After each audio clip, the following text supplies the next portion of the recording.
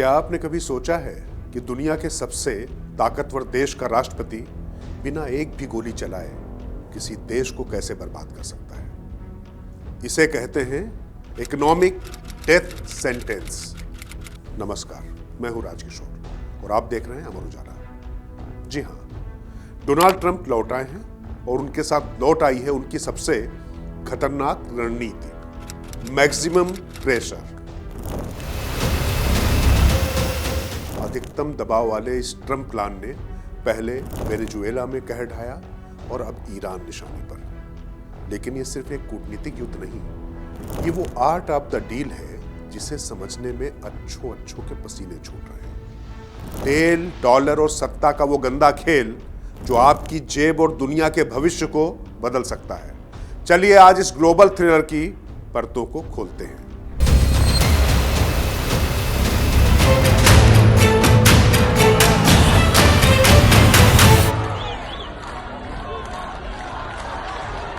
Trump की एक fix modus operandi है, यानी काम करने का तरीका है। वेनेजुएला में उन्होंने क्या किया? वहां के राष्ट्रपति मदुरो को झुकाने के लिए उनके तेल उद्योग पर ताला लगा दिया। नतीजा, आज वेनेजुएला की करेंसी कूड़ा बन चुकी है। लोग दाने दाने को मोहताज हैं। अब यही ब्लूप्रिंट ईरान के लिए तैयार है। ट्रंप कोई पारंपरिक राजनेता नहीं, वो एक हार्डकोर बिजनेसमैन है। उनका मानना है कि किसी देश की सेना से लड़ने की जरूरत नहीं, बस उसकी इकोनॉमिक ऑक्सीजन यानी तेल की सप्लाई काटनी। ईरान की 70% अर्थव्यवस्था तेल पर टिकी है। ट्रंप का प्लान सिंपल है, no oil sales equal to no money equal to no nukes. लेकिन ये नफरत इतनी गहरी क्यों है? एक बहुत बड़ा झूठ जो हमें बताया जाता वो ये कि अमेरिका ईरान में लोकतंत्र लाना चाहता है। सच इसके ठीक उलट है।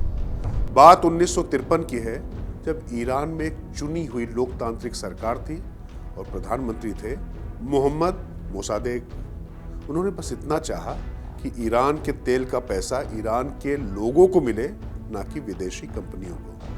नतीजा, अमेरिका की CIA ने ऑपरेशन एजेक्स चलाया, दंगे करवाए और एक लोकतांत्रिक नेता को हटाकर अपनी पसंद के शाह को गद्दी पर बैठा दिया। यहीं से ईरानियों के मन में अमेरिका के प्रति नफरत का बीज बोया गया। फिर आया 1979 का वो रिवॉल्यूशन, जहां ईरानियों ने अमेरिकी दूतावास को बंधक बना लिया। बस यहीं से ये लड़ाई पर्सनल हो गई। अमेरिका ईरान को एक देश नहीं बल्कि एक एविल रिजीम मानता है जो उसके मध्य पूर्व के दबदबे को चुनौती देता है। यहां आता है एक मास्टर स्ट्रोक जो बहुत कम लोग जानते हैं। अमेरिका अब सिर्फ तेल का खरीदार नहीं बल्कि दुनिया का सबसे बड़ा ऑयल प्रोड्यूसर बन चुका है। शेल गैस क्रांति ने अमेरिका को ताकतवर बना दिया है। अब जरा गणित समझिए, जब ट्रंप ईरान और वेनेजुएला पर प्रतिबंध लगाते हैं तो मार्केट से लाखों बैरल तेल कम हो जाता है। इससे तेल की कीमतें एक खास स्तर पर रहती हैं और अमेरिकी तेल कंपनियों का मुनाफा बढ़ता है, यानी नेशनल इंटरेस्ट भी और बिजनेस भी। इसे ही ट्रंप अमेरिका फर्स्ट कहते हैं। लेकिन इस खेल में एक बड़ा जोखिम भी है। ट्रंप ईरान पर जितने प्रतिबंध लगाते हैं, ईरान उतना ही डॉलर के सिस्टम से बाहर निकल रहा है। आज ईरान अपना तेल चीन को युआन में और रूस को अपनी लोकल करेंसी में बेच रहा है।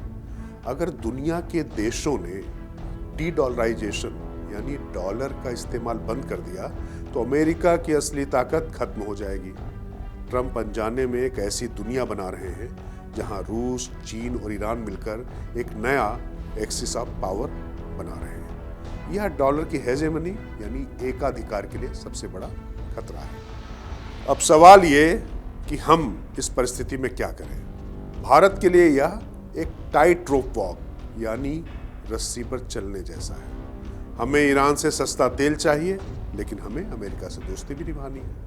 ट्रंप की नीति साफ है कि या तो हमारे साथ रहो या हमारे खिलाफ। भारत के लिए एक और सिरदर्द है, चाबहार पोर्ट या पोर्ट चाहिए ताकि हम पाकिस्तान को बाईपास करके अफगानिस्तान पहुंच चुके।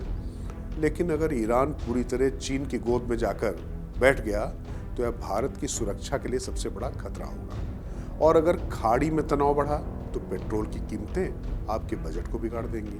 तो अब आगे क्या हम तीसरे विश्व युद्ध की तरफ बढ़ रहे हैं? शायद नहीं। ट्रंप असल में युद्ध नहीं चाहते, वो अराजकता चाहते हैं, ताकि ईरान इतना कमजोर हो जाए कि वो खुद व्हाइट हाउस फोन करके कहे कि सर चलिए नई डील कर लेते हैं। लेकिन अब ईरान भी कोई ना कच्चा खिलाड़ी है ना जल्दी झुकने वाला। उसके पास एक्सिस ऑफ रेजिस्टेंस यानी हिजबुल्लाह और हुथी जैसे संगठन है जो पूरी दुनिया की सप्लाई चेन ठप कर सकते हैं। यह एक ऐसी हाई स्टेक्स पोकर की बाजी है जिसमें दांव पर दुनिया की पूरी शांति लगी है। दरअसल सवाल यह नहीं है कि कौन जीतेगा, बड़ा सवाल यह है कि क्या हम एक ऐसी दुनिया में रहना चाहते हैं जहां किसी देश की अर्थव्यवस्था को सिर्फ इसलिए तबाह कर दिया जाए क्योंकि वो आपकी शर्तों पर नहीं चल रहा। ट्रंप इसे व्यापार कहते हैं, ईरान इसे जिहाद कहता है और दुनिया इसे अनिश्चितता कहती है। और कल अगर आपकी गाड़ी के पेट्रोल का दाम बढ़ जाए या बाजार में मंदी आ जाए तो याद रखिएगा कि कहीं ना कहीं इसके पीछे ईरान की वो 70 साल पुरानी दुश्मनी और ट्रंप की मैक्सिमम प्रेशर वाली फाइल है।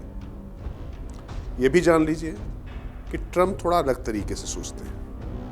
उनका मानना है कि युद्ध महंगा है पर आर्थिक नाकेबंदी सस्ती और असरदार है।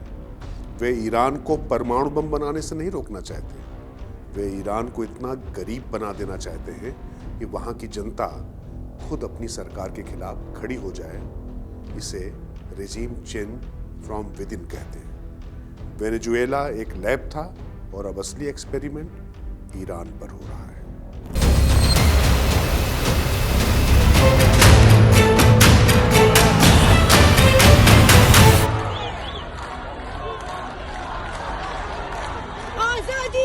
तो क्या ट्रंप का ये मैक्सिमम प्रेशर काम करेगा या ये दुनिया को एक महामंदी में धकेल देगा? आपको क्या लगता है? क्या ट्रंप एक जीनियस मास्टरमाइंड है या एक खतरनाक जुआरी? अपनी राय कमेंट बॉक्स में जरूर बताएं। और अगर जियोपॉलिटिक्स का विश्लेषण आपको पसंद आया तो इस वीडियो को शेयर करें और अमर उजाला को सब्सक्राइब करना ना भूलें। मिलते हैं अगले धमाके में। अगर आप ये वीडियो YouTube पर देख रहे हैं तो हमारे चैनल को सब्सक्राइब कर बेल आइकन दबाएं और Facebook पर देख रहे हैं तो हमारे पेज को लाइक करें। अगर आप ये वीडियो YouTube पर देख रहे हैं तो हमारे चैनल को सब्सक्राइब कर बेल आइकन दबाएं और Facebook पर देख रहे हैं तो हमारे पेज को लाइक करें।